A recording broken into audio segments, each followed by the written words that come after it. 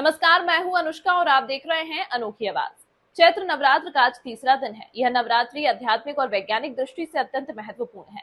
नवरात्र देवी भगवती की उपासना के माध्यम से आत्मिक शक्ति, मानसिक शांति और शारीरिक स्वास्थ्य को बढ़ाने का एक अलभ्य असर होता है।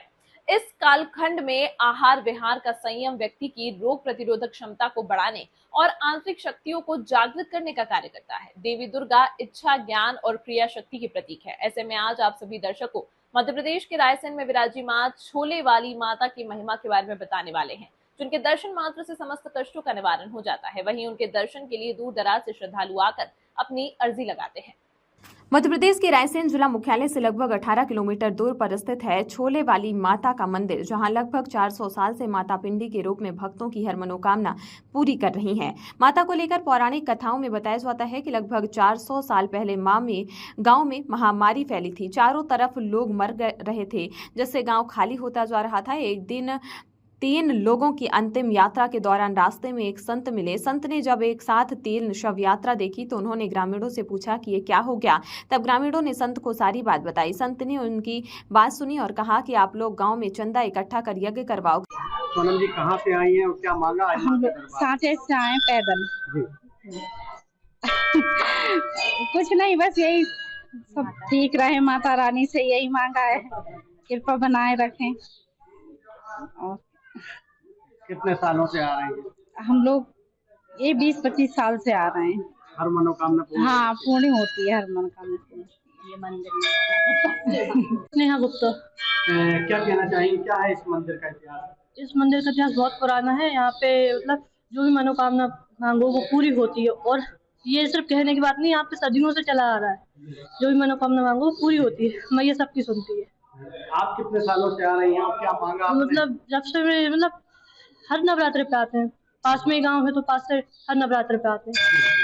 जो मांगा आपने मिला है? जी बिल्कुल, माता जी सबकी सुनती है, सबकी सुनती है, और जो मांगो वो पाता है। मतलब ये नहीं कि हमारे आजू बाजू गाँव के बहुत दूर दूर से भी आते हैं। जी, सभी की भक्तों की मनोकामना? सबकी मनोकामना पूर्ण करती है। और हमारे यहाँ पे जो पास में रायसेन से जो चुनरी लेकर आते थे हमारे जमुना सेन जी, उनकी भी मनोकामना सब मतलब माता ने सुनी, और जब चुनरी चढ़ाने आते थे उनकी मनोकामना उन्होंने पूरी करी।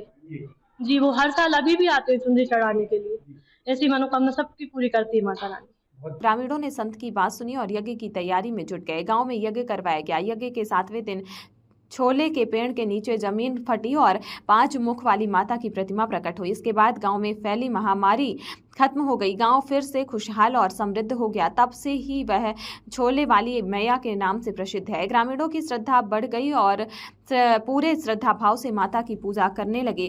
पहले एक चबूतरे पर ही माता की प्रतिमा विराजमान थी। देखते ही देखते ग्रामीण और समिति के सदस्य द्वारा भव्य मंदिर का निर्माण कराया गया। गांव के लोगों का तो यहाँ तक कहना है कि तब से लेकर आज तक गांव में कोई महामारी नहीं फैली। यहाँ तक कि कोरोना काल में भी माता ने सबकी रक्षा की। ना कोई बीमार हुई है, ना ही किसी की मृत्यु हुई। शर्मा। अरविंद जी, क्या इतिहास है इस मंदिर का? ये मंदिर का इतिहास 400 साल पुराना करीब मंदिर है, और ये माता भूमि से प्रकट हुई है। करीबन सालों पहले एक महामारी आई थी, बीमारी, तो यहाँ एक संत आए थे। उन्होंने बताया कि यहाँ पे लक्षचंडी यज्ञ कीजिए आप। उस टाइम पे यहाँ यज्ञ किया गया, और उसी टाइम से यहाँ माँ की पूजा होती है। दोजों के दिन विशेष पूजा होती है यहाँ माता की। जो होली की दोज होती है उस दिन काफी भीड़ होती है। क्षेत्रवासी, ग्रामवासी जो भी नारियल देते हैं ना, एक बार आपने वर्ष में नारियल दे दिया तो उसको हर साल आपको माता को देना पड़ेगा। और एक बार यहाँ पे जब बीमारी आई थी तो उस टाइम पे यहाँ नारियलों का थोड़ा सा हवन हुआ था। उसी टाइम से माँ भगवती की काफी महिमा है और दूर दूर से लोग यहाँ आते हैं। तो अभी भी दोनों नवरात्रों में यहाँ मेला लगता है, और अगहन के महीने में यहाँ यज्ञ होता है, जो चला आ रहा है परंपरा यज्ञों की।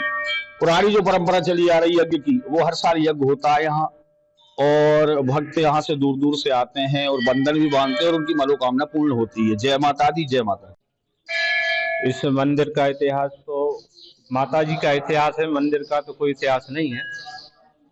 ये माँ छोले वाली का स्थान 450 वर्ष पुराना है। कहते हैं यहाँ पहले 450 वर्ष पहले यहाँ एक महामारी आई थी, और महामारी आई थी तो यहाँ एक मरता था दूसरे की अर्थी तैयारी करते थे, दूसरे को जला कर आते, तीसरे की अर्थी तैयार करते थे। ऐसा निरंतर चलता रहा। तो एक संत मिले, उन्होंने कहा कि भैया ये क्या चल रहा है। तो कहा कि ऐसा महामारी का हमारे यहाँ सिलसिला चल रहा है कि आज से रोकने के लिए आप यज्ञ करिए, इसमें सूखे नारियल की भेंट चढ़ाएंगे, आहुति छोड़ेंगे, इसके बाद में आपकी जो महामारी का जो है सिलसिला खत्म हो जाएगा। तो ऐसा ग्रामीणों ने फिर चंदा करके यज्ञ किया, हवन करने के बाद में ये सिलसिला रुक गया। तब से माँ छोले वाली सारे जहां में प्रसिद्ध हो गई। जय माता दी। नालिका लोधी। सोनिका जी कहाँ से आ रही है और क्या कहना चाहिए? जी, हम खंडेरा से 6 किलोमीटर दूर साचेत ग्राम से आए हैं और हम चैत्री नवरात्रि में, शारदीय नवरात्रि में के प्रथम दिवस पैदल चलकर आते हैं। यहाँ पे माता रानी हर मनोकामना पूरी करते हैं। विगत कितने वर्षों से आ रहे हैं?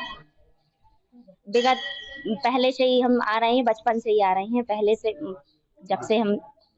क्या कहना चाहेंगे माता के दरबार में? जब से माता के दरबार में सच्चे मन से जो आएगा, जो आता है, हर मनोकामना पूरी होती है। इस खबर में फिलहाल इतना ही। अन्य खबरों के लिए देखते रहिए अनोखी आवाज।